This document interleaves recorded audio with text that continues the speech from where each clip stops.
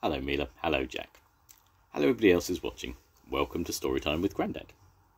Today's book is from Rupert the Bear, and it is Rupert and the Ghost Train.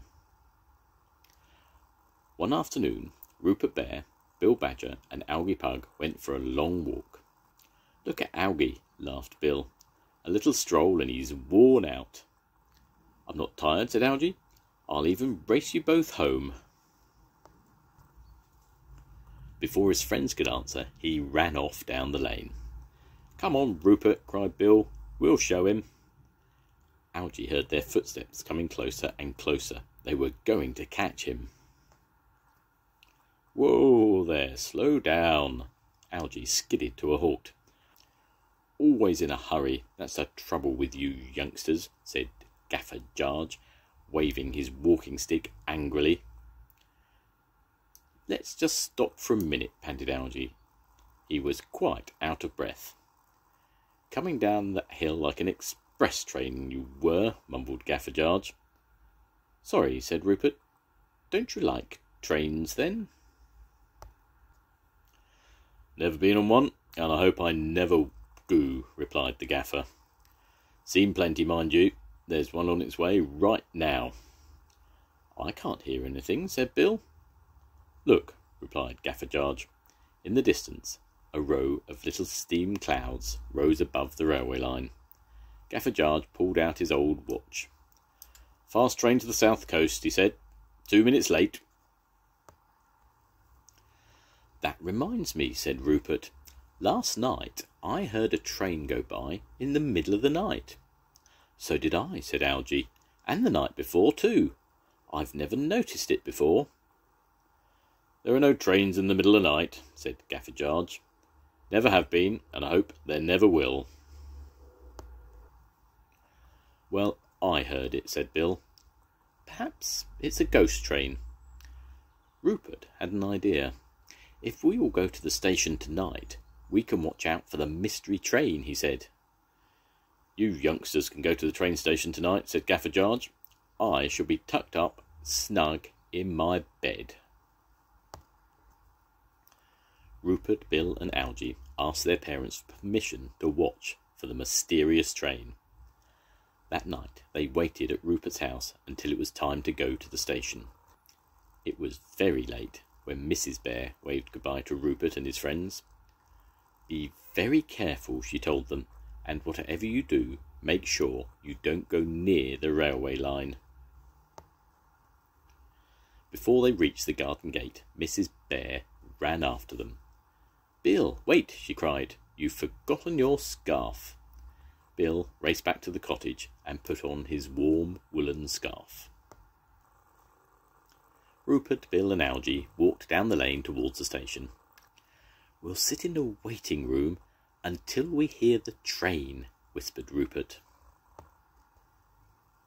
He walked up to the station door and turned the handle, but it was locked.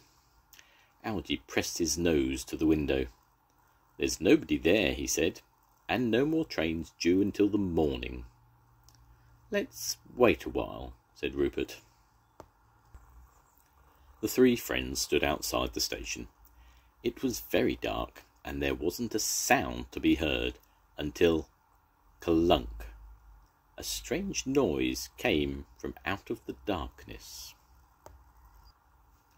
"What was that?" asked Bill nervously.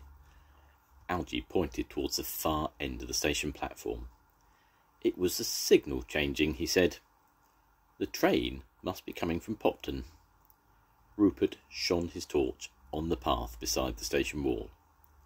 "Look, this path runs beside the railway line all the way to Popton," he said. "Let's follow it. If we stay on this side of the fence, we'll be quite safe." The path took Algy, Bill and Rupert through the woods. It was very dark, and the trees creaked and groaned in the breeze. "Oh dear," said Bill. "I hope our mystery train isn't a ghost train." Now the huffing and puffing of the train could be heard in the distance. Rupert leaned over the fence to look down the line. Quickly he turned back to his friends. Something was wrong. "There's a fallen tree on the line," he cried. "We mustn't let the train hit it." "What can we do?" asked Bill. "It's not safe to go near the track." Rupert knew a way. "Bill, you and Algy must run as fast as you can to that clearing in the woods." Then his friends listened carefully, then set off along the path. As they ran away, Rupert could hear the train rattling nearer and nearer to the fallen tree. Then he heard a rustling in the woods. "What's all this fuss?" asked a cross little voice. "Why, it's Rupert." Suddenly, tiny doors began to open in some nearby tree trunks. The noise had woken the imps of spring. "Look," said Rupert, pointing to the railway line. "There's a tree on the line, and a train is on its way." "Then we must move the tree at once," ordered a stern voice. It was the king of the imps. "Algy and Bill are waiting for the train," Rupert told them. "I have a plan to stop it." "A plan, eh?" said the king. "Yes, and if it works, the train will stop before it reaches the tree," said Rupert.